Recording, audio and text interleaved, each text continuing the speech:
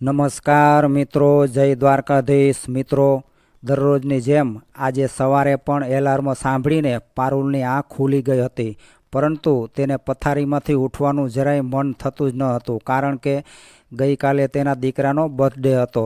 તેથી રાત્રે સૂવામાં થોડું મોડું થઈ ગયું હતું અને રાત્રે ઘરે એક નાનકડી પાર્ટીનું આયોજન પણ કરવામાં આવ્યું હતું।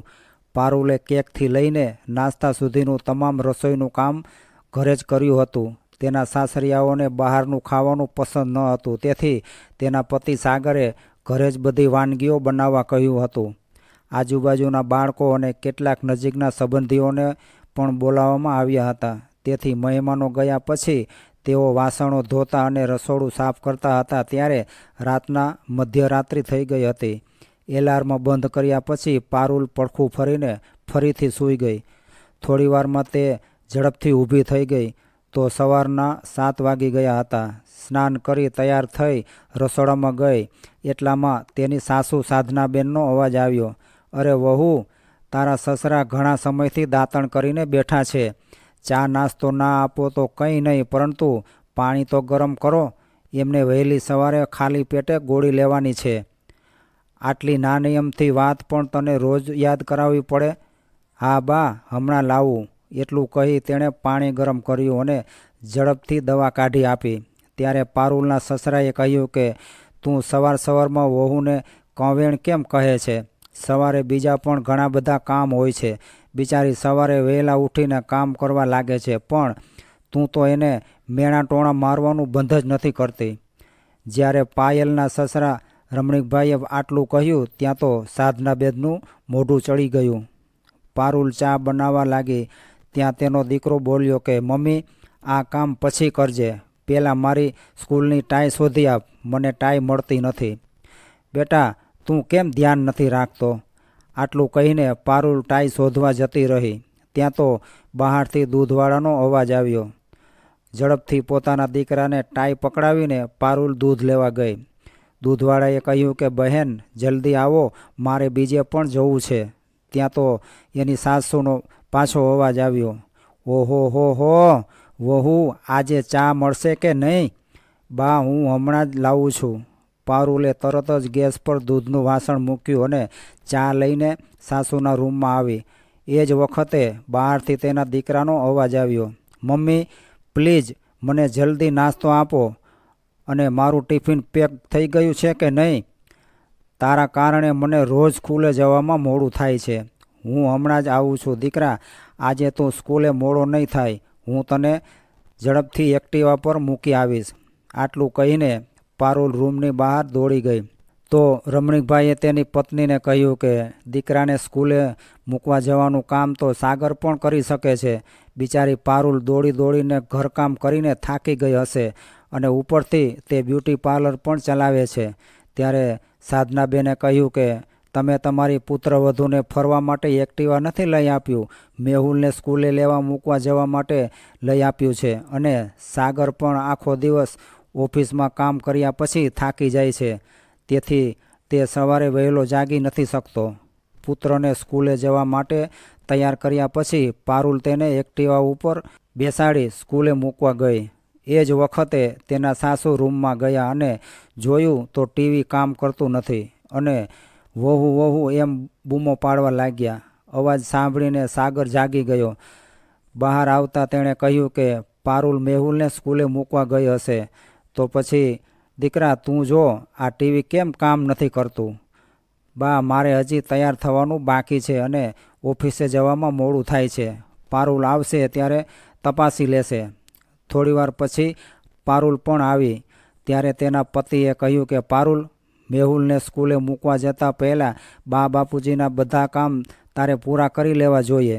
બા તને ક્યારની બોલાવતી હતી। કેમ, શું થયું બા? અરે આ ટીવી ચાલુ નથી થતું, હવે તો મારી મનગમતી સિરિયલ પણ જતી રહી હશે। ઠીક છે, હું જોઈ લઈશ હમણાં। પારુલે સ્વિચ ચેક કરી અને ટીવી ચાલુ કર્યું। બા, સ્વિચ લૂઝ હતી તેથી ટીવી ચાલુ થતું ન હતું। શું સ્વિચ લૂઝ હતી? મને તો એમ હતું કે ટીવીમાં ખામી હશે। પછી રમણીકભાઈએ કટાક્ષ કરતાં કહ્યું કે દીકરી, તું તારી સાસુનું મોઢું બંધ રાખ તો સારું, થાય, મારા કાનને પણ થોડીવાર માટે આરામ મળી જાય. પારુલે તેના સસરાના આ શબ્દો સાંભળ્યા એટલે તરત જ હસવા લાગી અને તેના સાસુ પારુલના સસરા સામે ગુસ્સાથી જોવા લાગ્યા. અરે પારુલ, તે મારો નાસ્તો તૈયાર કર્યો કે નહીં? મારે ઓફિસે જવામાં મોડું થાય છે, જલ્દી કર. પારુલે ઝડપથી પરોઠા તૈયાર કર્યા અને નાસ્તાની ડીશ સાગર સામે મૂકી. સાગર એક કોળિયો મોંમાં મૂકતા જ કહ્યું કે અરે પારુલ, તારી પાસે ફક્ત રસોઈ બનાવવાનું એક જ કામ છે, તો એ પણ સરખી રીતે કેમ નથી કરતી? કેટલું નિમ્ન કક્ષાનું શાક બનાવ્યું છે તે. પરંતુ સાગર, બા બાપુજી મસાલાવાળું શાક નથી ખાતા, એટલે જ મેં મસાલો ઓછો નાખ્યો છે.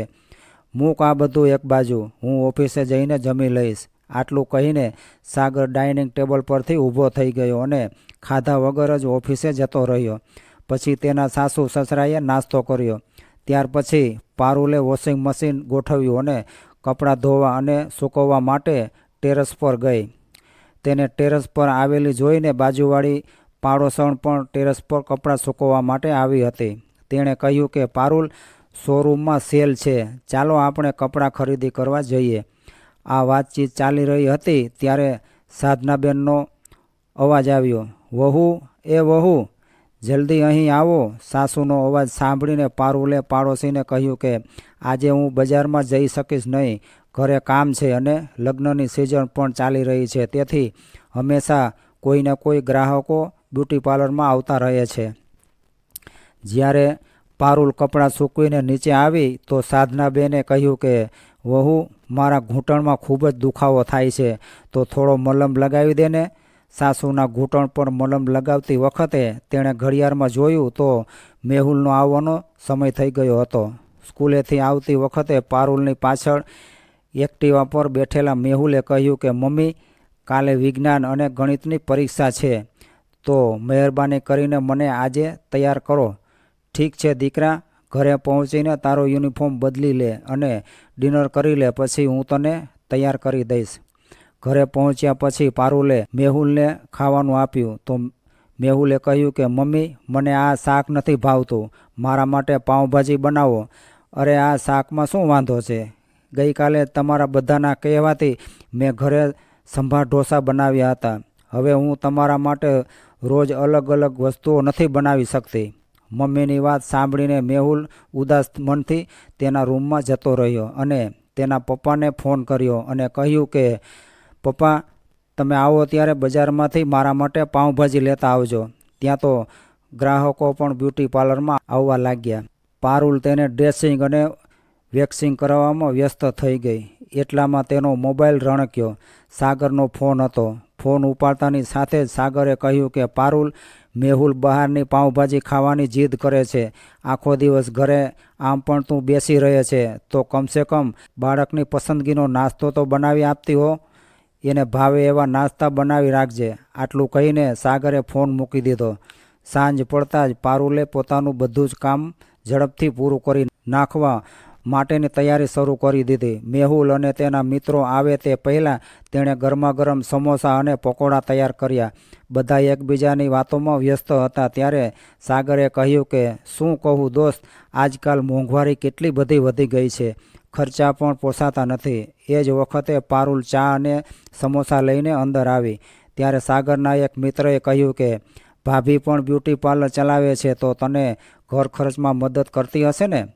શું ખાખ મદદ કરતી હશે?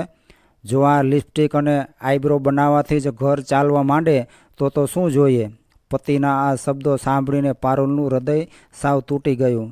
તેને લાગ્યું કે કોઈએ તેના સ્વાભિમાન પર ઠેસ પહોંચાડી છે. પારુલ, હજુ વધારે પકોડા લાવ. સાગર ફરીથી તેના મિત્રો સાથે વાતો કરવા લાગ્યો. ખૂબ જ મુશ્કેલીથી પોતાના આંસુને છુપાવીને તે રસોડામાં ગઈ અને પકોડા લાવીને બધાને પીરસવા લાગી. પછી તે પાછી રસોડામાં આવી અને શાક બનાવવા લાગી. તેની આંખોમાંથી સતત આંસુ વહી રહ્યા હતા. એ જ વખતે જ્યારે કુકરની સીટી વાગી ત્યારે પારુલે પોતાની જાતને કહ્યું કે આ પ્રેશર કુકર મારા કરતાં વધુ સારું છે. ઓછામાં ઓછું તે જ્યારે ભરાઈ જાય છે ત્યારે તેને છોડે છે તો છે. બીજી બાજુ સાધનાબેન રૂમમાં ગણગણાટ કરવા લાગ્યા. કોણ જાણે આ વહુ ક્યાં ગઈ હશે? મારે દવા લેવી છે અને પાણીની બોટલ પણ ખાલી થઈ ગઈ છે. ત્યારે રમણીકભાઈએ કહ્યું કે સવારથી બિચારી કામમાં વ્યસ્ત છે, હવે મહેમાનો પણ આવી ગયા છે, તું બોટલ જાતે ભરી લે તો તને શું વાંધો છે? હા હા, એ તો તમને બિચારી જ લાગે ને, અહીંયા મારા પગમાં દુખાવો થાય છે તેનું શું? અરે પણ તું શાંતિ રાખ, તું ગુસ્સે શા માટે થાય છે? જો તારે પાણી પીવું હોય તો હું લાવી આપું છું, પરંતુ તું મોઢું બંધ રાખ. આટલું કહીને રમણીકભાઈ પાણી લેવા રસોડામાં ગયા. ત્યાં તો તેમણે પારુલને આંસુ વહાવતા જોઈ. રમણીકભાઈ તેમની પુત્રવધૂની હાલત જોઈને મનમાં ખૂબ જ દુઃખી થયા. આખો દિવસ બિચારી જવાબદારીઓની ચક્કીમાં પીસાવા છતાં પારુલના માનને ઠેસ પહોંચી રહી છે, તે સારી રીતે સમજી શક્યા હતા. તેમના મનમાં વિચાર આવ્યો કે તેમની વહુ જે ઘરની સંભાળ રાખે છે, પરિવારના દરેક સભ્યની સેવા કરવા તત્પર રહે છે, તેમના સુખ દુઃખનું ધ્યાન રાખે છે, તે ખરેખર લક્ષ્મીનું સ્વરૂપ છે. પરંતુ પરિવારના તમામ લોકો પારુલની સેવા ભાવના અને કાર્યોની કદર નથી કરતા. સસરાને જોતાં જ પારુલે ઢોંગ કરીને કહ્યું કે બાપુજી, ડુંગળી તીખી હતી તેથી મારી આંખમાં આંસુ આવી ગયા હતા. લાવો, હું પાણીની બોટલ ભરી આપું છું. હંમેશા ચૂપ રહીને બધું સહન કરતી પારુલે આજે નક્કી કરી લીધું હતું કે આજથી તે આદર અને સન્માનથી જીવશે. આ ગૂંગળામણ ભર્યું જીવન જીવવું તેના માટે હવે શક્ય ન હતું. તમામ કામ પતાવીને પારુલ રાત્રે 10 વાગ્યે તેના રૂમમાં ગઈ અને સાગરને કહ્યું કે સાંભળો, હું 1 મહિના માટે મારું ઘર છોડવાનું વિચારી રહી છું. મારે મારા બા બાપુજીના ઘરે જવું છે. પારુલની વાત સાંભળીને સાગર ચોંકી ગયો અને કહ્યું કે શા માટે જવું છે? મારે બ્રેક જોઈએ છે. હું પણ માણસ છું, કોઈ યંત્ર નથી. મારે પણ થોડા ઘણા આરામની જરૂર પડે છે. હું મારા મા બાપના ઘરે જઈને થોડા દિવસો માટે મારી ઈચ્છા મુજબ મારું જીવન જીવવા માગું છું. મારે મુસાફરી કરવી છે, મારે શોપિંગ કરવું છે, મારું મન જે કહે તે મારે કરવું છે. આંખમાં આંસુ સાથે પારુલે કહ્યું કે હું હવે થાકી ગઈ છું. મારે થોડા દિવસો માટે બધા કામમાંથી બ્રેક જોઈએ છે. હું સવારથી સાંજ સુધી કામ કરીને થાકી જાઉં છું. દરેકના આરામનું ધ્યાન રાખું છું. કોઈ આજુબાજુ ફરીને પણ પૂછતું નથી કે તમે ભોજન લીધું છે કે નહીં, આરામ કર્યો છે કે નહીં. આજે હું બ્રેકની વાત કરી રહી છું, છતાં તમે મને એક પછી એક સવાલ પૂછી રહ્યા છો. પારુલ ગુસ્સે થઈ ગઈ અને કહ્યું કે મારે મુસાફરી અને ખરીદી કરવા માટે 20,000 થી 25,000 રૂપિયાની જરૂર પડશે. એટલે સાગરે કહ્યું કે એટલા બધા રૂપિયા તો મારી પાસે નથી. મારે પૈસા નથી જોઈતા. હું લિપસ્ટિક અને આઈબ્રો કરીને તમારા ઘરના ખર્ચમાં મદદ કરી શકીશ નહીં, પણ મારી પાસે એટલા પૈસા છે કે મારે તમારી સામે હાથ ફેલાવવો નહીં પડે. સાગરે તેને શાંત કરવાનો પ્રયાસ કર્યો અને કહ્યું, અરે તું કઈ બાબતમાં નારાજ છે? ત્યારે પારુલે કહ્યું કે હું મજાક નથી કરતી અને માથું ફેરવીને સૂઈ ગઈ. બીજે દિવસે સવારે પારુલ રસોડામાં નાસ્તો બનાવી રહી હતી ત્યારે સાગર તેની પાસે આવ્યો અને કહ્યું કે પારુલ, સવારનો નાસ્તો ખૂબ જ સારી રીતે તૈયાર કરવામાં આવ્યો છે. પછી ખચકાતા સાગરે કહ્યું કે તું ગઈકાલે રાત્રે શું કહેતી હતી? એટલે પારુલે કહ્યું કે આવતીકાલે સવારે મારે પિયર જવાનું છે. સાગર રસોડામાંથી બહાર આવ્યો અને તેના પુત્ર મેહુલને કહ્યું કે મેહુલ, જલ્દી નાસ્તો કરી લે, હું તને સ્કૂલે મૂકી આવું. મેહુલે આશ્ચર્ય સાથે કહ્યું, પણ પપ્પા, રોજ તો મમ્મી મને મૂકવા આવે છે, તો શું પપ્પા આજે તમે મને મૂકવા આવશો? આ સાંભળીને મેહુલ ચોંકી ગયો. સાંજે જ્યારે સાગર ઓફિસેથી પાછો આવ્યો ત્યારે પારુલે તેના સાસુ અને સસરાને પણ જાણ કરી દીધી હતી કે તે તેના પિયરમાં જવા માગે છે. ત્યારે સસરા બોલ્યા કે ઠીક છે દીકરા, તારે જવું હોય તો અમે તને રોકીશું નહીં. ત્યારે તેના સાસુએ કહ્યું, પણ ઘર કોણ ચલાવશે? પરંતુ બા, ફક્ત 1 મહિનાની જ તો વાત છે. હું આ ઘરમાં એવું કોઈ મહત્ત્વનું કામ નથી કરતી કે મારી ગેરહાજરીને કારણે ઘરનું કામ અટકી જાય અને 1 મહિના પછી હું ચોક્કસ પાછી આવી જઈશ. આટલું કહીને પારુલ રસોડામાં જતી રહી. ત્યારે મેહુલ અચાનક બોલી ઉઠ્યો, પણ નાસ્તો કોણ બનાવશે? મારું ટિફિન પેક કોણ કરશે? અને મને હોમવર્ક કોણ કરાવશે? હવે તો મારી પરીક્ષા પણ શરૂ થવાની છે. પછી રમણીકભાઈએ વિચાર્યું કે મને ચા કોણ પીવડાવશે? મારી દવાઓનું ધ્યાન કોણ રાખશે? સાધનાબેન પણ ખચકાતા બોલ્યા, ઘર, કપડાં, વાસણો આ બધું કોણ સાફ કરશે? બધા એકબીજા સામે જોઈ વિચારવા લાગ્યા. બીજે દિવસે સવારે પારુલ રાબેતા મુજબ પોતાના કામમાં વ્યસ્ત હતી. જ્યારે ઘરના બાકીના સભ્યો હોલમાં બેઠા હતા ત્યારે સાગરે પેન અને કાગળ ઉપાડ્યા અને આગળની ગણતરી કરવા લાગ્યો. અમારે રોટલી અને શાકભાજી બનાવવા માટે રસોઈયાને કામે રાખવા પડશે. ઘર સાફ કરવા માટે અમારે એક નોકરાણીને પણ બોલાવવી પડશે. વાસણો ધોવા માટે અમારે એક અલગ નોકરાણીને રાખવી પડશે અને કપડાં ધોવા અને ઇસ્ત્રી કરવા માટે પણ એક માણસ રાખવો પડશે. ત્યારે અચાનક મેહુલ બોલી ઉઠ્યો, પણ પપ્પા, તમારે મારા અભ્યાસ માટે ટ્યુશન પણ લેવા પડશે. પહેલાં મમ્મી મને ભણાવતી હતી, હવે તમારે મને ભણાવવો પડશે. પછી સાધનાબેન સંકોચ સાથે બોલ્યા કે મારા પગમાં માલિશ કરવા માટે પણ કોઈની જરૂર પડશે. આ સાંભળીને સાગર માથું પકડીને બેસી ગયો અને બોલ્યો કે ઓછામાં ઓછા મહિને 30,000 થી 35,000નો ખર્ચ તો થશે જ. એટલે રમણીકભાઈએ કહ્યું કે દીકરા, આ પૈસા તમારા પગારના અડધા જેટલા છે અને અમારી વહુ એક મહિનામાં આટલા પૈસા બચાવે છે અને બ્યુટી પાર્લરમાંથી પણ રૂપિયા કમાય છે. તેણે જઈને કહ્યું, અમારા બધા વતી હું તમારી માફી માગવા માગું છું. મને ખ્યાલ નહોતો કે તમે અમારા બધા માટે આટલું બધું કામ કરો છો. મને લાગતું હતું કે આ ઘર હું એકલો જ ચલાવું છું, પણ સત્ય એ છે કે તારા વિના આ ઘરને ચલાવવું શક્ય નથી. છતાં હું તને જતા રોકીશ નહીં. અમે તારી સાથે ઘણો અન્યાય કર્યો છે. હવે તારી ઈચ્છા પ્રમાણે થશે. કામ પૂરું કરીને પારુલ તેના સાસુના રૂમમાં ગઈ અને તેને સમજાવ્યું કે કઈ દવા ક્યારે લેવી. રાત્રે તેણે પોતાની બેગ પણ તૈયાર કરી લીધી હતી. સવારે તૈયાર થઈને પારુલ બસ સ્ટેશન પર જવા માટે ઓટો રિક્ષામાં બેઠી ત્યારે ઘરના બધા લોકો દુઃખથી ભરાઈ ગયા હતા. કારણ કે અગાઉ જ્યારે પણ પારુલ તેના પિયરમાં જતી હતી ત્યારે તે 1 થી 2 દિવસ માટે જતી હતી. હવે બધા વિચારી રહ્યા છે કે પારુલ વગર 1 મહિના સુધી ઘર કેવી રીતે ચાલશે. બધા જ ચિંતિત હતા. તમે બધા તમારું ધ્યાન રાખજો. આટલું કહીને પારુલ રિક્ષામાં બેઠી અને રિક્ષા ચાલતી થઈ. સાધનાબેન નાસ્તો બનાવવા રસોડામાં ગયા ત્યારે તેમને પરસેવો વળવા લાગ્યો. મેહુલને સ્કૂલે જવાનું હતું અને સાગરને ઓફિસે જવાનું હતું. એટલે પહેલાં નાસ્તો તૈયાર કરીને તેમણે પીરસ્યો. પણ પારુલ વિના મેહુલ કે સાગર બેમાંથી કોઈને ખાવાની ભૂખ ન હતી. બંને જમવાનું અધૂરું છોડીને ડાઇનિંગ ટેબલ પરથી ઊભા થઈ ગયા. રમણીકભાઈએ પણ ઉદાસ સ્વરમાં ખાવાની ના પાડી દીધી. દરેક જણ પારુલ વિના ઘરે નિરાશ હતા. બધા ઘરમાં હોવા છતાં ઘરમાં એકલતા અનુભવી રહ્યા હતા. કમોન મેહુલ, હું તને સ્કૂલે ટ્રીપ કરી દઈશ. આટલું કહીને સાગરે દરવાજો ખોલતા જ તેને જોઈને આશ્ચર્ય થયું. તેની સામે પારુલ ઊભી હતી. પારુલ, તું પાછી આવી ગઈ? આટલું કહેતા સાગરની આંખો આંસુઓથી ભરાઈ આવી. પારુલે કહ્યું કે મેં તમારા વિના થોડા દિવસ રહેવાનો ખૂબ પ્રયત્ન કર્યો હતો, પરંતુ હું રહી શકી નહીં. આ સાંભળીને સાગરના ચહેરા પર સ્મિત આવી ગયું અને તે પારુલનો સામાન ઉપાડીને અંદર લઈ ગયો.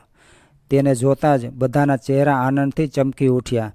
સાધનાબેને પણ કહ્યું કે દીકરી, તારા વિના 1 મહિનો તો શું, 1 કલાક પણ અમે પૂરી કરી શકતા નથી. સાસુના મોઢેથી દીકરી શબ્દો સાંભળીને પારુલને આશ્ચર્ય થયું. પછી તેણે પૂછ્યું, તમે બધાએ નાસ્તો કર્યો છે કે નહીં? હું જાણતી હતી કે કોઈએ રસોઈ બનાવી નહીં હોય. હું હમણાં જ રસોઈ બનાવું છું. આટલું કહીને પારુલ રસોડામાં જવા લાગી. ત્યારે સાધનાબેને પ્રેમથી તેનો હાથ પકડીને સોફા પર બેસાડી અને કહ્યું કે ના વહુ, તમે નહીં, આજે નાસ્તો હું બનાવીશ. તમે અહીં બેસો. ત્યારે મેહુલે કહ્યું કે હા મમ્મી, નાસ્તો બા બનાવશે અને ચા હું બનાવીશ. ત્યાં તો સાગરે કહ્યું કે હું જમવાનું સર્વ કરીશ. અરે પણ તમારે તો ઓફિસે જવાનું છે અને મેહુલને સ્કૂલે જવાનું છે. આજે અમે બધા ઘરે જ રહીશું અને આખો દિવસ તમારી સેવા કરવા માટે ઉપલબ્ધ રહીશું. સાગરે હસતા હસતા કહ્યું. મેહુલ પણ આનંદથી નાચી ઉઠ્યો. આજે આખું ઘર આનંદથી ગુંજી રહ્યું હતું. પછી સોફા પર બેઠેલા રમણીકભાઈએ પણ કહ્યું કે જુઓ દીકરી, મારો વિચાર કામમાં આવ્યો ને? 2 દિવસમાં તો બધા સીધા થઈ ગયા. પછી પારુલે હસતા હસતા કહ્યું કે બાપુજી, તમારો ખૂબ ખૂબ આભાર. તો મિત્રો, આ પારિવારિક કહાની તમને કેવી લાગી એ કોમેન્ટ કરી જરૂરથી જણાવજો અને પસંદ આવી હોય તો વિડીયોને લાઇક શેર અને ચેનલને સબસ્ક્રાઈબ કરી તમારા ભાઈને સપોર્ટ આપો. જય દ્વારકાધીશ.